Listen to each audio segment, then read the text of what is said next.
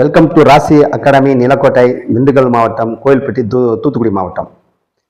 நம்ம ஒவ்வொரு நாளும் நம்ம அகாடமி சார்பாக ஒவ்வொரு சப்ஜெக்ட்டுமே பார்த்துக்கிட்டு இருக்கோம். அதாவது +2 முடிச்சுட்டு என்ன படிக்கலாம், எங்கே படிக்கலாம்ன்ற பேரண்ட்ஸ்க்கும் ஸ்டூடெண்ட்டுக்கும் நிறைய சந்தேகங்கள், மனசில் 1000 கேள்விகள் எழும்பிக்கொண்டே இருக்கும். அப்போ இதுக்கெல்லாம் ஒரு தீர்வுக்காக தான் எங்கள் அகாடமியின் சார்பாக உயர்கல்வி ஆலோசனை வழங்கி கொண்டே இருக்கிறோம். உங்களுக்கு எந்த ஒரு சந்தேகம் இருந்தாலும் எங்கள் அகாடமியை தொடர்பு கொண்டு உங்கள் சந்தேகத்தை தீர்க்கலாம்.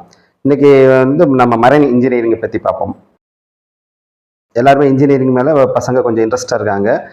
அதிகமான பசங்கள் IT, AI DS, AI ML, robotic science இது மாதிரி போயிட்டு இருக்காங்க. யாருமே மரைன் இன்ஜினியரிங் பற்றி பேசுறது கிடையாது. இருந்தாலும் எங்கள் அகாடமி சார்பாக நாங்கள் மரைன் இன்ஜினியரிங் பற்றி உங்களுக்கு சொல்கிறோம். மரைன் இன்ஜினியரிங்னா என்ன? அதாவது கடல் சார்ந்த பொறியாளர்.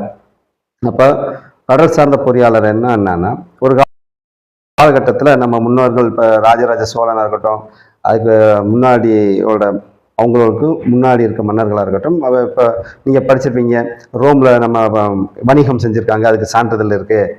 இங்கே இந்தோனேஷியாவில் வணிகம் செஞ்சுருக்காங்க, சான்றிதழ் இருக்குது. தமிழர்கள் உலகம்லாம் வணிகம் செஞ்சாங்க, போர் தொடுத்தாங்க அப்படின்லாம் படிச்சிருப்பீங்க. அது எப்படி அப்படின்னா, கடல் பயணம் மூலமாக ஒரு இடத்த வந்து ஈஸியாக அடைகிறது. இப்போ தரையிலேருந்து ரொம்ப தூரம் நடந்து போவாங்க, ஆனால் கடலில் நம்ம ஒரு போட்டோ, கப்பல் மூலமாகவோ இது மாதிரி பயணம் செய்யும்போது தூரங்கள் குறைக்கப்படும். சரி, அதோட டெக்னாலஜி விளைவுகள் இன்னைக்கு ரொம்ப அதிகமாகிடுச்சு. அந்த அது செயிலிங் போட்லேருந்து ஸ்டீம் போட் வந்துச்சு, அப்புறம் ஸ்டீமர் அப்படின்னு வந்துச்சு. இப்போ நீங்கள் லான்ச்சர்ன்ற பார்த்துருப்பீங்க. இந்த மீன் பிடிக்கிறதுக்கு சின்ன மீடியமான ஒரு போட்டு லான்ச்சர். அதுக்கடுத்து பார்த்தா பேசஞ்சர் பயணம் பண்ணுறதுக்காக ஒரு 10,000 பேர், 20,000 பேர் வரையும் நம்ம பயணம் பண்ணலாம். மிகப்பெரிய கிராமம் மாதிரியே இருக்கும், 5 ஸ்டார் ஹோட்டல் மாடலில் இருக்கும். அதுக்கு பிறகு பார்த்தீங்கன்னா இது சரக்கு கப்பல், என்ன கார்கோ ஷிப்ஸு. இது கிட்டத்தட்ட அதிகமான ஒரு வர்த்தகத்தை தீர்மானிக்கிறது கார்கோ கப்பல். அதாவது குறைந்த செலவில் அதிகமான பொருட்களை ஒரே டயத்தில் எக்ஸ்போர்ட் பண்ணுறதுக்கு.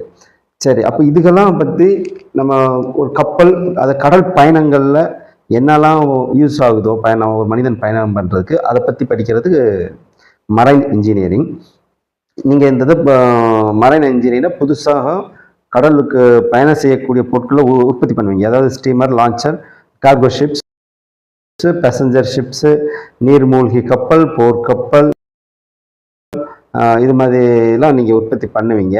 அது ப்ராஜெக்ட்ஸ் இருக்கும், எவ்வளோ தூரத்துக்கு என்ன கெப்பாசிட்டியில் உற்பத்தி பண்ணலாம் அப்படின்றது உங்களுக்கு ட்ரைனிங் இருக்கும். இது போக ஆல்ரெடி இருக்க போட்டு, கப்பல்களை நம்ம ரினியூவல்